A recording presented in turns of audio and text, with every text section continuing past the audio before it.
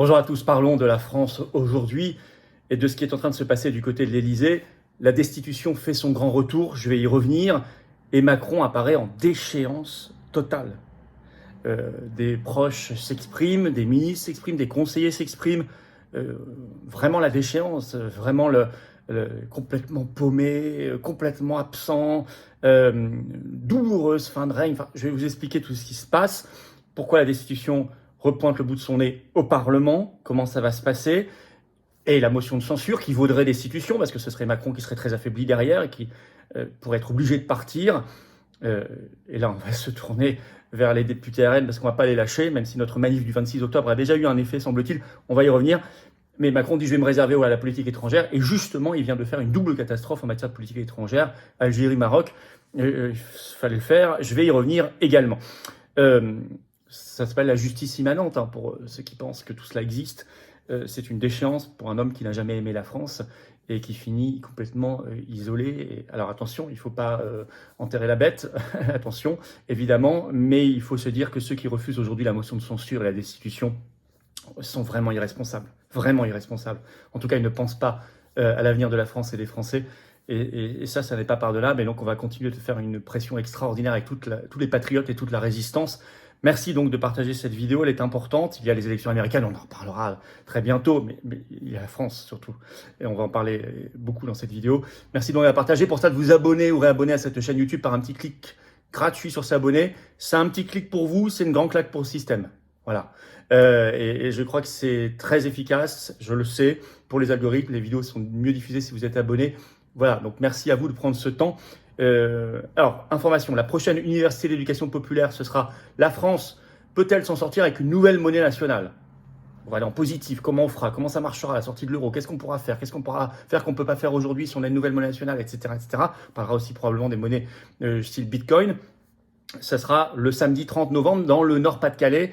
On va lancer les inscriptions dans les heures et jours qui viennent, je vous préviendrai bien sûr, mais notez déjà sur vos tablettes, ce sera l'après-midi, samedi 30 novembre, pour ceux, ça sera ouvert à tous, adhérents comme non-adhérents, bien sûr. Écoutez, je vous attends, patriotes, voilà. Je vous le dis, les yeux dans les yeux, j'ai besoin de vous, on a tous besoin les uns des autres, il faut qu'on se batte ensemble. Nous sommes le plus grand mouvement de résistance et le plus grand mouvement souverainiste de France, et de loin, très largement, et en croissance. Nos adhésions sont très forte croissance en ce moment, le nombre d'adhérents, c'est formidable, le nombre de militants, bravo à vous, bravo à nos cadres sur le terrain, les référents, leurs équipes, les délégués, ils sont extraordinaires, partout, on est là, métropole, outre-mer, à l'étranger, mais à vous de venir aussi, pour ceux qui ne sont pas encore là, à prendre ce train de résistance dès maintenant, remettez pas à demain, reportez pas à demain, venez maintenant, l'oligarchie, elle ne remet pas à demain les mauvais coups qu'elle porte contre nous, sachez-le, vous le savez. Pour nous et nos enfants, on se bat pour des belles valeurs de liberté, de souveraineté, de paix, de dignité, de France éternelle, libre, rebelle, d'humanité. Alors pour adhérer dès maintenant, c'est le premier lien sous la vidéo en description. Faire un don au mouvement, sachant qu'on n'a pas d'autre source de financement, ça nous permet de faire des actions. C'est le deuxième lien sous la vidéo en description dès maintenant. Et les liens adhésion, réadhésion, dons sont par ailleurs sur notre site les-patriotes.fr. Et c'est défiscalisé aux 2/3 de vos impôts, ça fait baisser vos impôts, profitez-en.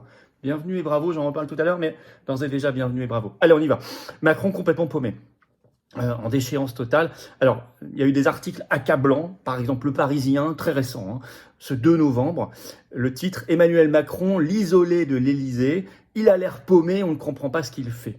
Ça, c'est une citation. Alors, le premier paragraphe dit tout, je vais vous le citer rapidement, vous allez vite comprendre. Qu'il semble loin, en effet, le temps où Emmanuel Macron, le président jupitérien, décidait de tout et avait un ascendant incontesté sur ses troupes depuis la dissolution du 9 juin. Et plus encore la nomination de Michel Barnier à Matignon, le chef de l'État ne semble plus être sur la balle, retranché dans son palais de l'Élysée, et plus isolé que jamais. Macron, il a l'air paumé, on ne comprend pas ce qu'il fait, il va même un ministre. Il avait l'air isolé au moment du choix de Barnier, a renchéri un autre. Rude constat pour celui qui s'est illustré les 7 années passées comme l'hyper-président par définition. Alors je cite toujours, de nombreux conseillers sont partis, et ceux qui restent ne se rendent même plus dans les réunions interministérielles, constate un visiteur régulier. Il est lui-même, Macron, mis de côté. Je vous lis un autre extrait. Je suis allé voir une fois le conseiller à l'Élysée qui suit mon thème, juste pour qu'on fasse connaissance, je n'y retournerai plus. Lâche un membre de l'équipe gouvernementale, tandis qu'un autre assure carrément, il nous a été demandé de ne pas remonter nos échanges internes à l'Élysée. De quoi mettre Emmanuel Macron à bonne distance de la gestion des affaires de l'État. il est dans son domaine réservé. On va en parler de son domaine réservé, c'est la politique étrangère. On va en parler dans un instant parce que vous allez voir, c'est la cata aussi. Alors, Le Monde publie ce 5 novembre un article, le titre, écoutez bien, hein, plus impopulaire que jamais, il vient de battre son record d'impopularité, il est plus bas qu'au moment des Gilets jaunes, hein, dans le dernier sondage.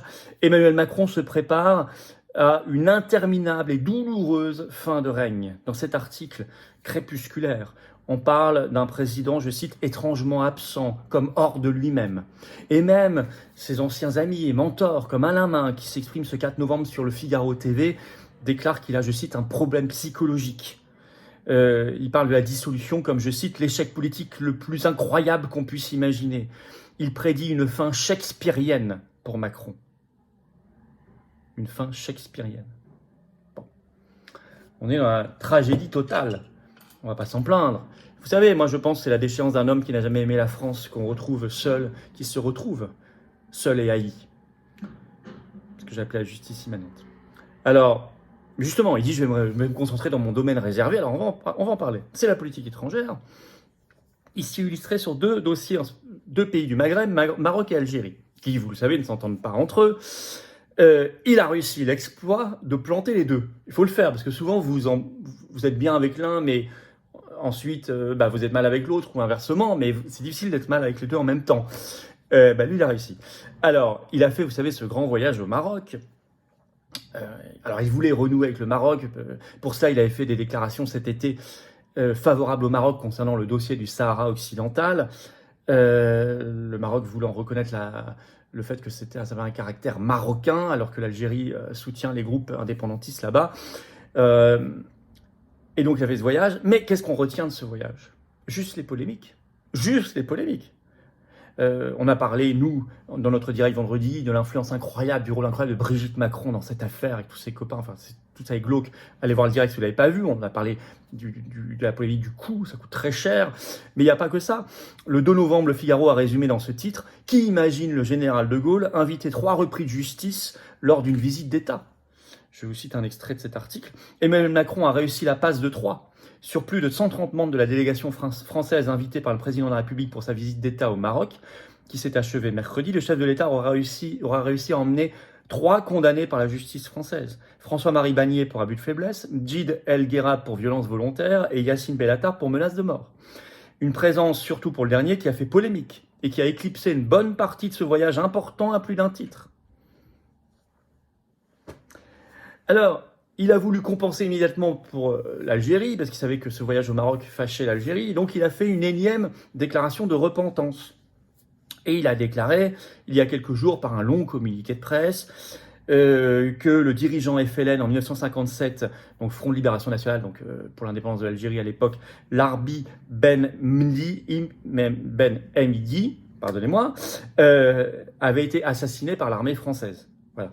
Alors que jusqu'ici, la thèse officielle de la France, c'était qu'il s'était suicidé. Bon, donc il a fait cet acte, une énième déclaration de repentance, mais ça n'a servi à rien.